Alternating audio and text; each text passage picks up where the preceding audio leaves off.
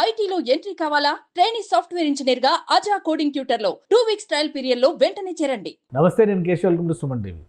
ఆంధ్రప్రదేశ్ రాజధాని అమరావతిలో నిర్మాణాలకు సంబంధించి ఒక్కొక్క అడుగు ముందుకు పడుతుంది. ముందుగా XLRI Xavier Institute of Management అతి త్వరలోనే అమరావతిలో కార్యకలాపాలు ప్రారంభించేందుకు కావాల్సిన చర్యలను చేపడుతుంది. అలానే అటు ముంబైలోను ఇతర ప్రాంతాల్లోనూ కూడా ఈ సంస్థ చర్యల్ని అంటే తమ కార్యకలాపాలను విస్తరించేటువంటి ప్రయత్నాల్ని ముమ్మరం చేయాలని నిర్ణయించింది. అసలు అమరావతిలో XLRI స్టార్ట్ అయితే వచ్చే ప్రయోజనాలు ఏంటి? ప్రధానంగా విద్యారంగానికి సంబంధించి కానీ మేనేజ్మెంట్ కోర్సులకు సంబంధించి కానీ ఇక్కడ కలిగేటువంటి ప్రయోజనాలు ఏ విధంగా ఉండొచ్చు? ఈ అంశాలను విశ్లేషించేటువంటి ప్రయత్నం చేద్దాం. మనతో పాటు సుబ్రహ్మణ్యం గారు అనలిస్ట్ ఉన్నారు. సుబ్రహ్మణ్యం గారు నమస్కారం. నమస్తే సార్. XLRI అనేది ఒక ప్రతిష్టాత్మక సంస్థ, అంతవరకే తెలుసు.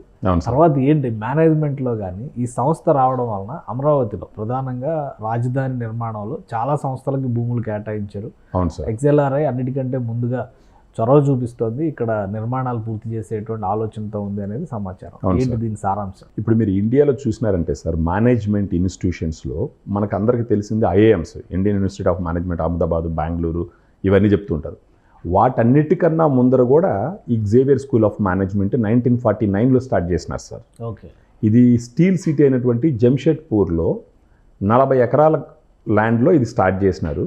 ఇప్పుడు దాని ర్యాంకింగ్ చూసినారు అనుకోండి, బిజినెస్ మేనేజ్మెంట్ స్కూల్స్లో NIRF వచ్చేసి 9th ర్యాంక్ ఇచ్చింది, అవుట్లుక్ ఆఫ్ ఇండియా వచ్చేసి 1st ర్యాంక్ ఇచ్చింది సార్. ఓకే. వీళ్ళ మేజర్ ఇది ఏంటి అంటే ఫ్యూచర్ లీడర్స్ని డెవలప్ చేయడం, ఆ కంట్రీ ఎకానమీని మార్చడం అన్నది వీళ్ళ మెయిన్ అజెండా సార్. వీళ్ళు చాలా సంవత్సరాల పాటు ఒకే ఇన్స్టిట్యూట్తో ఆపరేట్ చేసినారు. 2020లో సెకండ్ ఇన్స్టిట్యూట్ ఢిల్లీలో పెట్టడం జరిగింది. అటువంటి ఆలోచన ఉన్నటువంటి ఒక ఇన్స్టిట్యూట్ ఇది. దీంట్లో మీరు ప్లేస్మెంట్స్ చూసిన 1949లో స్టార్ట్ అయితే 2020 వరకు ఒకటే ఇన్స్టిట్యూట్, అది కూడా జంషెడ్పూర్లో ఉండింది. ఆ తర్వాత 2020లో ఢిల్లీలో ఒక ఇన్స్టిట్యూట్, అది ఒక 36 ఎకరాల విస్తీర్ణంలో పెట్టడం జరిగింది. ఇప్పుడు ముఖ్యంగా మీరు దాంట్లో చదివి బయట వచ్చిన వాళ్ళ జీతభత్యాలు ఎలా ఉంటాయి అని ఒకసారి ఆలోచించినప్పుడు, ఈ జంషెడ్పూర్లో ఉండే మెయిన్ బ్రాంచ్లో మీరు చూసినారంటే ఈ ఇయర్ క్యాంపస్ ప్లేస్మెంట్స్లో మీరు చూసినారంటే హయ్యెస్ట్ ప్యాకేజ్ వచ్చేసి 53.53 lakhs సార్, హయ్యెస్ట్ ప్యాకేజ్ 2024లో. ఇప్పుడు టాప్ 10 స్టూడెంట్స్కి మీరు చూసినారంటే around 47 lakhs per annum package, 47 లక్షలు సంవత్సరానికి శాలరీ.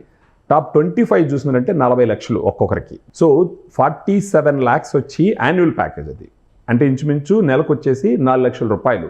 వీళ్ళంతా ఎక్స్పీరియన్స్ లేకుండా కొత్తగా వచ్చి చదివి బయట వచ్చిన వాళ్ళు అనమాట. ఇప్పుడు ఒకవేళ ఒక 10 years 15 years ఎక్స్పీరియన్స్ ఉందంటే ఆ ప్యాకేజ్లో ఉంటారు సార్. ఇప్పుడు ISB కొంచెం దాని గురించి మాట్లాడదాం సార్. తర్వాత టాప్ 10 వచ్చేసి 40 lakhs, టాప్ 25 వచ్చేసి అరౌండ్ 33 lakhs అనమాట. అదే మీరు ఢిల్లీ క్యాంపస్ తీసుకున్నారంటే ఈ ఇయర్ నంబర్ 1 ప్యాకేజ్ వచ్చి 75 lakhs సంవత్సరానికి. తర్వాత వచ్చేసి టాప్ 10 వచ్చేసి 47 lakhs, అగైన్ టాప్ 25 వచ్చి అగైన్ 30 lakhs సమ్వేర్ వచ్చిందనమాట. అంటే ఆ ఇన్స్టిట్యూట్లో ఒక కుర్రాడు మేనేజ్మెంట్ కోర్సు చేసి బయట వచ్చినాడంటే ఇంచుమించు 40 లక్షలు యావరేజ్ ప్యాకేజ్ చూసినారంటే 47 లక్షల ప్యాకేజ్తో స్టార్టింగ్ వాళ్ళ కెరీర్ స్టార్ట్ చేస్తారు. ఇటువంటి ఒక గొప్ప ట్రాక్ రికార్డ్ ఉన్నటువంటి మేనేజ్మెంట్ స్కూల్, దాన్ని ఇప్పుడు అమరావతిలో 50 ఎకరాల్లో పెట్టడానికి ప్రయత్నం జరుగుతుంది సార్.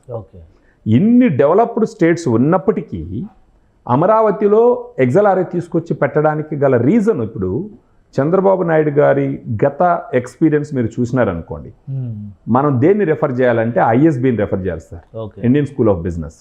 ISB వచ్చి ముఖ్యంగా ఒక 10 సంవత్సరాలు 20 సంవత్సరాల ఎక్స్పీరియన్స్ ఉన్న వాళ్ళకి పెట్టినటువంటి ఇన్స్టిట్యూట్ అది. దాంట్లో 1 year కోర్సు బాగా ఫేమస్ అది ISBలో. మీరు ఇప్పుడు ఇక్కడ హైదరాబాద్లో చూసినారంటే ISB పెట్టినటువంటి ఆ ఫైనాన్షియల్ డిస్ట్రిక్ట్ ఏరియాలో అప్పుడు మొత్తం అడుగునింది. ఆ ISB కూడా హైదరాబాద్కి ఎలా వచ్చిందో కూడా మీకు తెలిసిన విషయమే.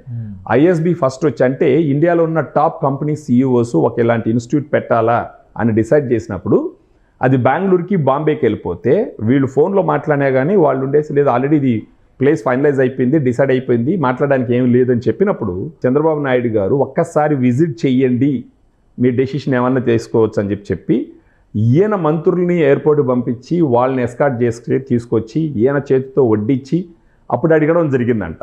అంటే మీకు ఇప్పుడు బాంబేలో కానీ బెంగళూరులో కానీ పెట్టడానికి మీకు ఇచ్చినటువంటి ఫెసిలిటీస్ ఏంటి అని అంటే వాళ్ళు మాకు ల్యాండ్ ఇచ్చినారు, ఇది ఇచ్చినారు అని చెప్పినప్పుడు ప్లస్ ఒకటేసుకొని ఇక్కడ రండి అని చెప్పడం ద్వారా ఆల్రెడీ ఫైనలైజ్ అయిపోయినటువంటి ఇన్స్టిట్యూట్ హైదరాబాద్ రావడం జరిగింది. అక్కడ ఐఎస్బి పెట్టిన తర్వాత ఇప్పుడు ఆ ఫైనాన్షియల్ డిస్ట్రిక్ట్ ఆ చుట్టుపక్కల మొత్తం డెవలప్ అయింది. ఇప్పుడు ఎవరు కూడా ఐఎస్బి నుంచి బయట వచ్చినారంటే కోట్లలో ప్యాకేజ్ ఉంటుంది వాళ్ళది, కనీసం 50 లక్షలు 60 లక్షల కోట్లలో ప్యాకేజ్ ఉంటుంది. ఇప్పుడు అది 20 సంవత్సరాలు కూడా పూర్తి చేసుకునింది. ఇప్పుడు అదే విధంగా అమరావతిలో కూడా ఒక నాలెడ్జ్ సిటీ అనుకొని అక్కడ Vellore Institute of Technology, Amrita Institute, దాంతోపాటు ఇప్పుడు ఎగ్జలారీ తీసుకొచ్చినారంటే ఖచ్చితంగా దాంట్లో వచ్చి చదివి దాంట్లో నుంచి బయట వచ్చినారంటే వాళ్ళు వచ్చి ఎన్నో వ్యాపార సంస్థల్లో జాయిన్ అయ్యి ఆ వ్యాపారాన్ని ముందరికి తీసుకొని పోవడం ద్వారా ఎకానమిక్ కంట్రిబ్యూషన్ జరుగుతుంది.